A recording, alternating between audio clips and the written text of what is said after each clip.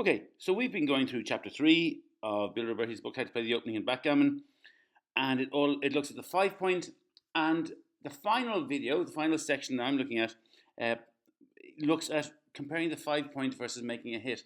And when you think about it, this is probably the most complex of the options you'll have when involving the 5 point, because at the start of the game we're told it's if in doubt hit. Hitting is so important, but then we're also told about I keep using Bill Robertie's quote, the raw inherent power of the 5 point. So we've got probably two of the best possible things we can do coming up against each other in this video. And we need to try and find a way of kind of managing them. Now, first of all, we're going to look at hitting when you have the option to hit in your opponent's inner board. And while Bill Robertie doesn't come up with rules, he does come up with a series of factors that we need to kind of bear in mind, and with each position, just analyze things like the race. Obviously, if you're well behind in the race, you have a big incentive to hit and send your opponent back. Even if you're close in the race or ahead, hitting is less significant in that regard. The second thing is, how many return shots do you leave? So if you hit, it could be, you can feel great about yourself, but if you're going to be hit back straight away, maybe it's not the right thing to do. Very significantly, how strong is your position and your opponent's position? So, the stronger our home board, the more we want to hit and have our opponent trapped in. And he notes that, in the context of the early game, even if we can make a second point in our board, so even if we just have a 2 point board, that counts as making our board strong compared to our opponent's. But likewise, if our opponent's position is strong, we may need to hit, to prevent them from, if they're about to complete a prime or something, we might want to hit them just to disrupt what they're doing. And the 5th point there is, as you get more kind of experience at backgammon, you start looking at sixes from the bar. And if we hit, will the opponents have a good six or a bad six? And I have an example to show you about that. And then finally, how many checkers does our opponent have back? If our opponent has more checkers back, we're probably better off trying to block them in by making the 5 point. But if they don't, we're probably better off trying to send a few more back. And especially if our opponent has one man back, and Bill Robertie is very, very keen on this point. If our opponent has one checker back and is on the verge of escaping, it's absolutely mandatory that we hit and try and keep them behind whatever sort of attack we have.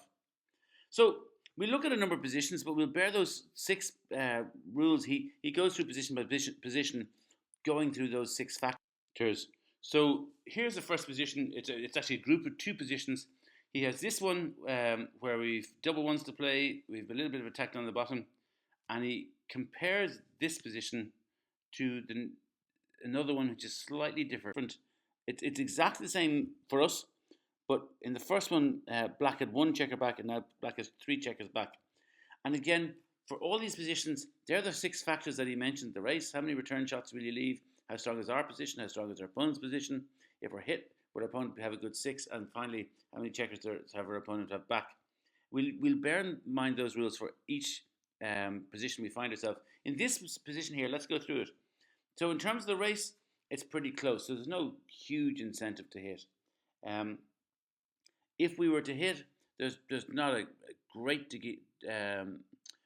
degree of return shots. We're going to have to come in with the 1, but it's with 1 off the bar. But then we need to look at, we probably have a slightly stronger position. We have 2 checkers back, which is compared to our opponent's 1. So we'd like to send another checker back, and that's really, I suppose, is the clincher here. With leaving our opponent with just a single checker back is not as powerful as sending the second person back.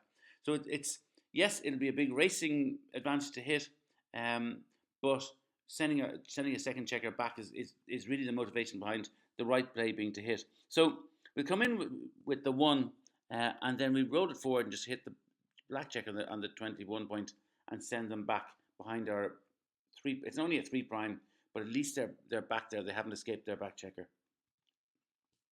He does note, Bill Robertie does note that usually when you roll double aces, and we have a checker on the bar, we're going to play 6-5 with two of the aces. So that was an example where we wouldn't. But look at this one, I've changed position here. Here now, look down the bottom. We're well ahead in the race, so there's less incentive to hit. Plus, black has 3 checkers back there on their 24 point behind our attack. So we don't particularly need to send another checker back. We could, but it's superfluous. What's far better is if we can build a better structure down the bottom and bring one checker in with one of the ones, playing 6-5 twice. Clearly makes us a 4 prime. The 3 checkers the black has back are further behind, and for that reason, that's the right thing. And we just split our back checkers at the last. We're not under threat at the top, and that's the right way to play the final checker. Now here's a different position, and this is all about our opponent's sixes from the bar. Look, if you look at this, we started with a 6-5, played Lover's Leap, and ran to safety. Our opponent rolled a 4-1 and slotted their 5 point and brought one down to 4. And we have a choice now whether to play and use the 3-1 to make our 5 point or to hit. And look at this position. And if you look up in the top left quadrant there, our opponent rolled a 4-1. But what if they'd rolled a 2-1 and in that position instead? And this makes all the difference. And it's all about sixes from the bar for their opponent. So it's just a good, interesting example to sort of share. In this first position, were we to play 24-20 and hit, our opponent is going to leave us lots of. They've no nice sixes from the bar. So they'll say they roll a 3-6. They come in with a 3. How do they play a 6? There's nothing good for them. And for that reason, hitting is correct. But if we went to the other position where we just moved that checker that played the 4 that had brought down to midpoint and made it into a 2, now if we were to hit 24-20, they would have a nice 6 because they could play from 11-5 and hit us back and keep competing for their 5 point. And that simple little change suddenly makes it that the better move is making the 5 point. Not much, it says not, it wouldn't be disastrous to hit, but it's all about the sixes in the bar. And I just thought that was an interesting example of that.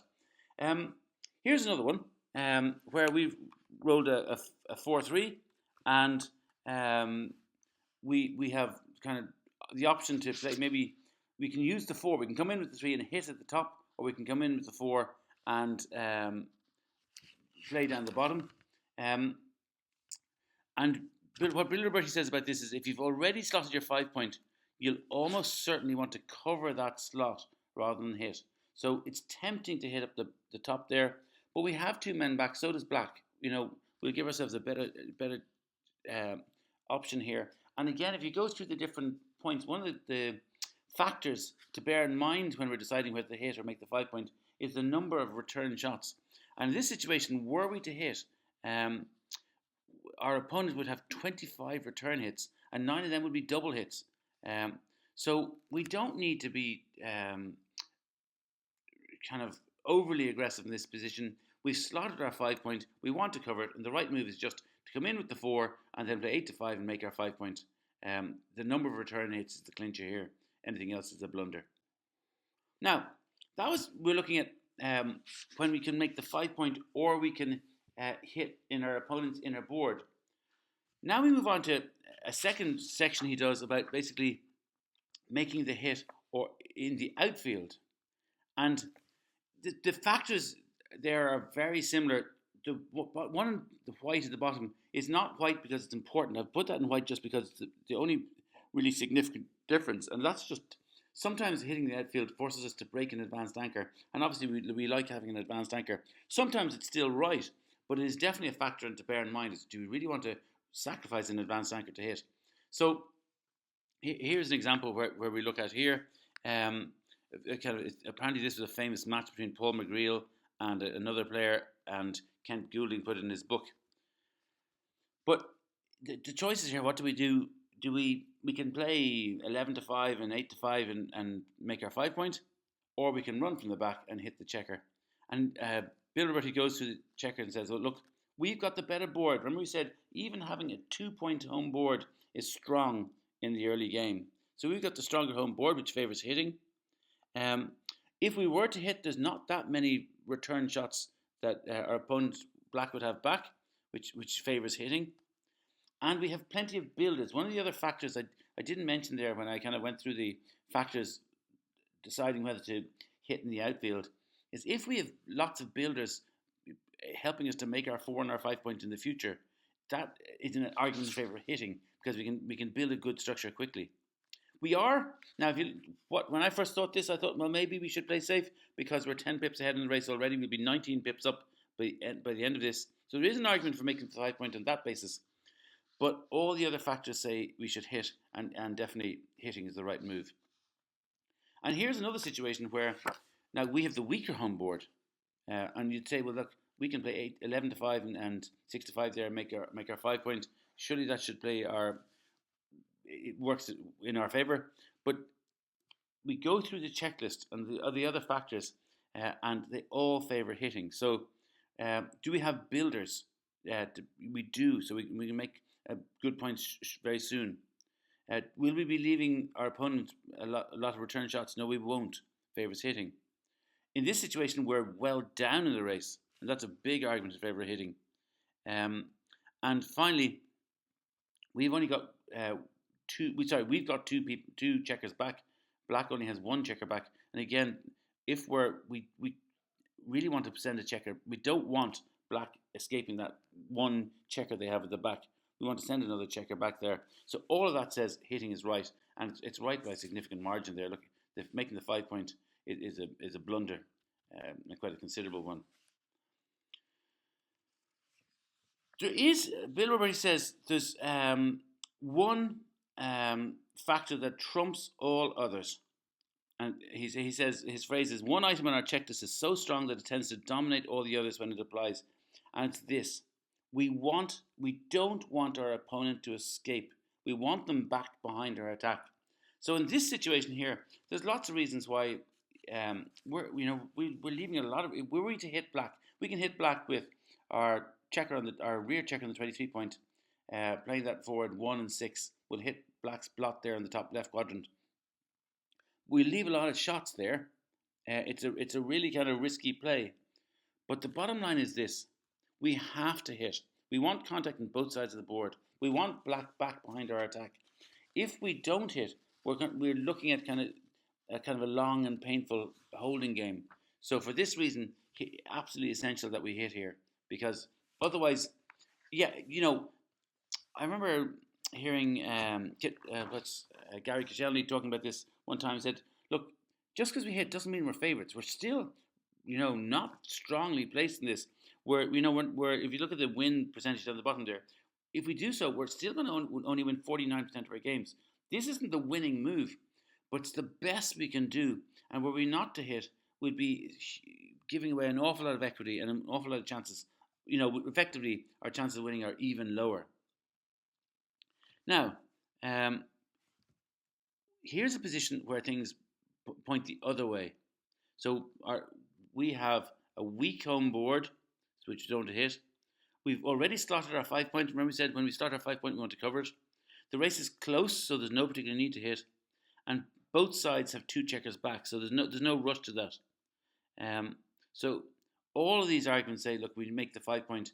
So we'll make the 5 point playing 11 to 5, and then Black are beginning to build a prime, and we know from Mitchie's splitting rules, we split against the prime. So the right move is to play 11 to 5 and then just split at the back, and anything else is a mistake.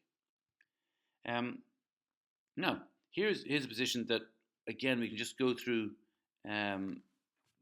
the factors, whether to hit or not, or whether we can hit up the top there, playing from our 20 point and hitting on Black's blot there up the top on our 15 point, our 16 point, so it's our 21 point or a 16 point, or we can play a nice and tidy 10 to 5 and 6 to 5, make our 5 point. And again, when I first saw this, I got this wrong. I thought, well, look, surely to God, it's tidy to make our 5 point here. And that is the right move, but it's not why. The biggest reason why we make our 5 point here is because if we were to hit from going 21 to 16, there's not a lot of return shots. It's not the worst thing to do at all, and it would put another Black checker back behind our attack. But it breaks our advanced anchor, And again, that factor about breaking the advanced anchors is one that we just need to emphasize. And that for that reason, it's not the tidiness of the 5 point, it's the fact that it retains our anchor that matters. So here's the position. If you want to kind of weigh up the different factors that we've mentioned, you can maybe go back and print off a screenshot of it, or you might know the factors by now. I thought this was straightforward, so I put this for you here. We can hit with 13 to 9, or we can make our 5 point. And you can kind of go through the different factors. If you think about it here, there's a pretty straightforward. If you want to pause and assume you've unpaused, we have a weak inner board. We don't have a lot of builders. We're exposed to a lot of return shots if we hit. The race is close, so we don't need to do anything desperation hits or anything like that. And we can give ourselves a good structure. The right thing to do is not 39. It's just very simply make our 5 point and wait for a hit later on. Unlike this situation here, and again, there's arguments for and against. You know, we can play 8 to 5 and 6 to 5, make our 5 point, or we can play 8 to 7 and hit. And what Bill Robertie says about this is the crucial tiebreaker is the fact that black is threatening to anchor on our bar point. And if they do anchor on that bar point or run that checker to safety, they're hugely improving their game. So we have to stop it.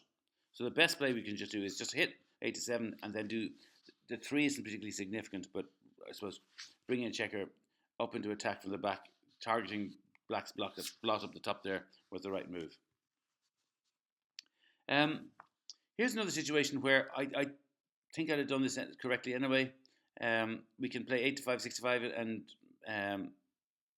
make our 5 point, or we can hit 13 to 10 and do something, split at the back maybe. The real attraction to this is we can play 13 to 10, send black back behind our attack, but also we're bringing a new builder into play, which is really for Bill Robertie is the key thing. And for that reason, hitting is definitely the right move here. Just build the extra builder into play. And finally, I put a position here that I just thought was significant. We have the option here. We can play nice and tidy 8 to 5 and 7 to 5 and make our 5 point, or we can hit at the back. And what Bill Robertie says about this is look at black's position up the top here. It's strong. It's threatening to get stronger. It's threatening to have 4 points in a 5 point prime made very shortly. We could get trapped in behind quite a significant attack if we're not careful. So for that reason, yes, making our 5 point is tidier, but we cannot afford to get trapped there. So there's making the 5 point, which as I said is tidy. Works. It's not a disastrous position, but we're behind a big attack. So for that reason, we're better off just hitting at the top and just again advancing the other checker just lets us. We have daylight now. We can see daylight, and for that reason, that's the correct move. Finally, the final section of this whole chapter, he looks at comparing to making the 5 point versus hitting two checkers. And I have good news, because here, and I'm sorry, I'm conscious this is already a very long video, but here with this one, there are rules. He said there are a few. The choices kind of hinge on a few clear-cut rules, which is lovely. If you've known my videos, but so far you know that I like my rules. And here there are 4 rules for whether we decide between making the 5 point or hitting two checkers. The first one is this, rule 1. If you can hit a couple of checkers on your opponent's side of the board, which is a huge racing impact, do it. So here's a situation where we've rolled double threes. We can obviously going to come in with 1-3, and we're going to hit. If you look at the top right quadrant there, 24 to 21 is kind of an obvious hit. But what do we do next? We can make our 5 point, which is good. We're comparing between the double hit and the 5 point. It's we've now have the stronger board, which we've said all along that even having 2 points isn't a bad thing. We've other builders there. If black doesn't roll a big number, we've other builders that can add more to our attack there. But the rule is clear cut. If you can hit a couple of checkers on your opponent's side of the board, you should do it. So here's where we've come in, and instead of making our 5 point, we'll put the 2 checkers back to the 8 point. If you look up the top there, we can just run another checker forward with the 2 final threes and hit the second black blot, and it's the right thing to do. So if you can hit 2 checkers, the opponent's side of the board, you should do it. Rule 2 is this. If you can hit a checker on your bar point and you can hit a second checker as well, that is going to be better than making the 5 point. So hitting 2 checkers, or hitting 2 of our opponent's blots, one of which is on our bar point, will trump making the 5 point. So this is an obvious example that he gives. I think this is quite nice. I like this example because there's different options here. We can play 10 to 5 and 6 to 5 and make our 5 point. You know, we have a nice primary structure starting to build. But the problem is, if our opponent rolls a 3, they're going to hit our blot down the bottom left. If they roll a 6, they're going to anchor up. So our opponents had a lot of good rolls coming out of this. So for that reason, it's not the best thing to do. Now, if this was an opening response roll, and our opponent had split the bar and we rolled a 5-1, I don't know if you remember the opening responses and how you'd play a 5-1 if our opponent splits the bar. The correct thing to do is to bring 1 down to 13 to 8 and hit. And we don't double hit on an opening response. But it's different here. And the big difference is we have got 2 checkers on our 10 point. We've got our point made on our 10 point. That's 2 more pieces of ammunition for a blitz. So it's not, you know, if you said, well, hang on, how come you roll a 5-1, you hit in the bar and you don't double hit for an opening reply? The answer is this isn't an opening reply. We're now in a much stronger attacking position, so we should double hit. So we'll just go back. And Bill Robertie's rule is this: hitting 2 checkers when one of them is on your bar point is better than making our 5 point. So the right thing to do, we can hit 2 checkers here. We can play 8 to 7 and then 6 to 1. We have 10 checkers in the zone. We're a nice potential blitz attack building here, and for that reason, it's the right thing to do. And not certainly making the 5 point look is only the 3rd best choice there, and a blunder. I'm not going to show you the workings of this position, but I just thought I like this idea of if you can hit a checker on your bar point and then hit another checker, it's the right thing to do. Again, with a 3-1, we can make our 5 point here. But can we hit 2 checkers, one of which is on our bar point? Yes, we can. We can play 8 to 7 and hit the checker on our bar point. We can play 6 to 3 and hit the other checker there. Hitting 2 checkers will trump making the 5 point. And for that reason, that's the correct move to do it. The third rule for this section where you can hit twice is if you can hit 2 checkers or you can make the 5 point while hitting 1 checker, you should make the 5 point. So just to show you an example here. I like this example because there's so many different possibilities here. We've got 2 checkers on the bar and we've rolled double 1. So obviously the first thing we have to do is to use 2 of the aces to bring the 2 checkers in off the bar. And then looking down the bottom there, I think it would be natural we want to fight for our 5 point. So we're going to play 6 to 5. The question is, what do we do with the 4th 1? And there's lovely options here. We could say, well, look, we also say we want to fight for our 4 point. So we hitting the 4 point. That's definitely an option. It's quite a good one. Or we could say up the top there, if we play 24 to 23, we put 2 of our black checkers in the bar, which is better by far, and we've loads of shots up the top there, which can hit our opponent. You know, we'll have lots of chances to hit more of our opponent's checkers in the next go. And we sent our checker very far back in the race, so it's a huge racing advantage to hitting there. But the rule is very clear. If you can make the 5 point while also hitting another checker, do it. The danger with double hitting here is we've no long-term asset to gain here, and we could get into a melee, as he called it at one stage, of hitting left, right, and center, and we've ended up with, you know, black is the stronger board at the minute. So the right thing to do is, if we can make the 5 point, make the 5 point, be satisfied with a single hit. We'll still look up the top there. We're still likely to have more chances to hit in the next go, but we don't double hit in this case, and that's just that rule. If you can make the 5 point with a single hit, it's better than double hitting. And this position here reminded me of a video earlier in the series of opening in Backgammon of the videos I've been doing, going back to Mitchie and his double tiger. And I was making videos about the double tiger at the time, and I got this position in a match, in an Irish League match, and I thought, whoo, double tiger, I'll play 6 to 5 and 6 to 4, and I thought I was great. and it was a blunder. Because one of the rules with the double tiger is if you can do something else constructive, you're usually better off doing something else constructive rather than playing the double tiger move.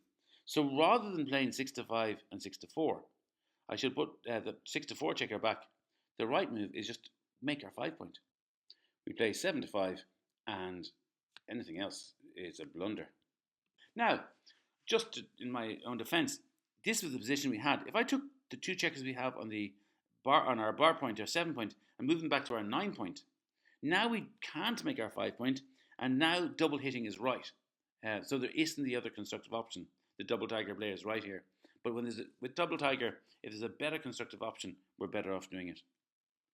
And finally, here's another example of this where being satisfied with the 5-point is enough rather than double hitting. We rolled double threes. 1 3 has to come in off the bar. I think naturally we're going to hit 8 to 5 and fight for that 5-point. We have 2 more threes to play. We could up the top there play 24 to 18 and put a second checker on the bar, send them back in the race. I thought that looks quite attractive, but the rule is if you can make the 5-point, you should. So we just go back, leave that there. And we play 8 to 5. We make our 5-point. That's more urgent priority. Now, interestingly, I thought, well, if you're doing that, what's the best thing to do? And I thought, well, maybe the best thing to do is just play another 8 to 5 and bring it in. But that's actually an error to do that. Instead, what XG wants us to do is play another checker down from a midpoint. I'm looking at that thing, God, 6 blots. That's a bit kind of scary for an intermediate player like me.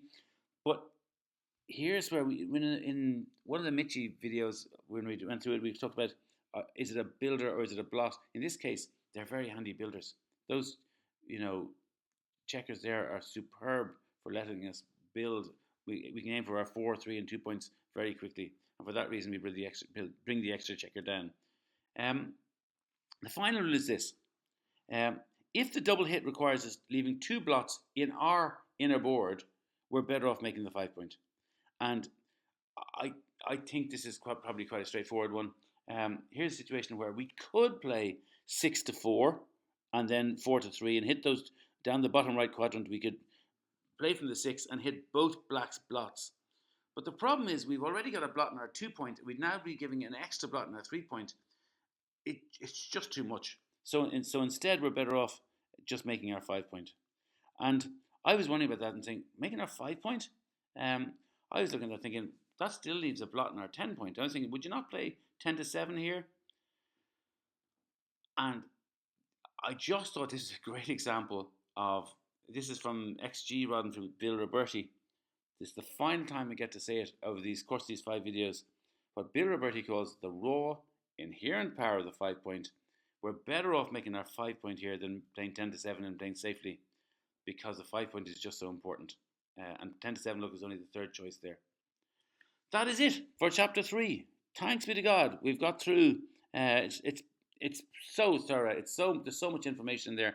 For me, it's been helpful. I hope anyone watching this found it helpful. I'm sorry that this is such a long video, but I just wanted to get the chapter 3 done. You'll be glad to know that there is a chapter 4, and the chapter 4 goes in the same sort of rigorous detail, but instead of looking at the 5-point, which is our golden point, so to speak, it looks at the 20-point, our golden anchor. So I'll be making videos about the 20-point shortly.